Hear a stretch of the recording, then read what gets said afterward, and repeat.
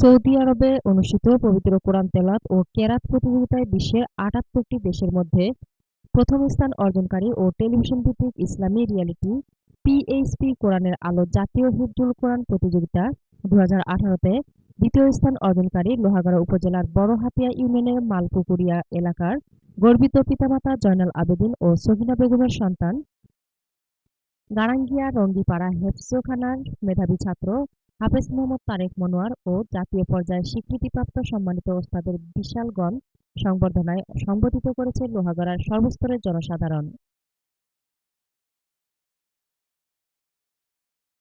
৪ঠা August বিকেল ৩টায় Lohagara citizen পার্কের হলরুমে অনুষ্ঠিত বিশালগণ সংবর্ধনা অনুষ্ঠানে প্রধান মেহমান হিসেবে উপস্থিত ছিলেন পিএইচবি কোরআনের আলো ফাউন্ডেশনের চেয়ারম্যান হাফেজ কারি মাওলানা আবু ইউসুফ।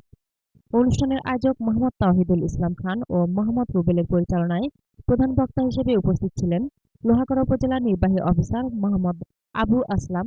বিশেষ অতিথি হিসেবে উপস্থিত ছিলেন জাতীয় সমাজ কল্যাণ পরিষদের সভাপতি আরমান বাবু রুমেল, বড়হাতিয়ার ইউপি চেয়ারম্যান এমডি জুনাইদ সহ গারাঙ্গিয়া রঙ্গিপাড়া হেফজখানার সকল শিক্ষক ও ক্ষুদে ছাত্ররা সহ লোহাগড়ার সরকারি বেসরকারি উচ্চপদস্থ এবং সাংবাদিকরা উপস্থিত ছিলেন। লোহাগড়া থেকে মোহাম্মদ রিদওয়ানুল হকের পাঠানো তথ্যচিত্রে একাত্তর বাংলা নিউজ ডেস্ক।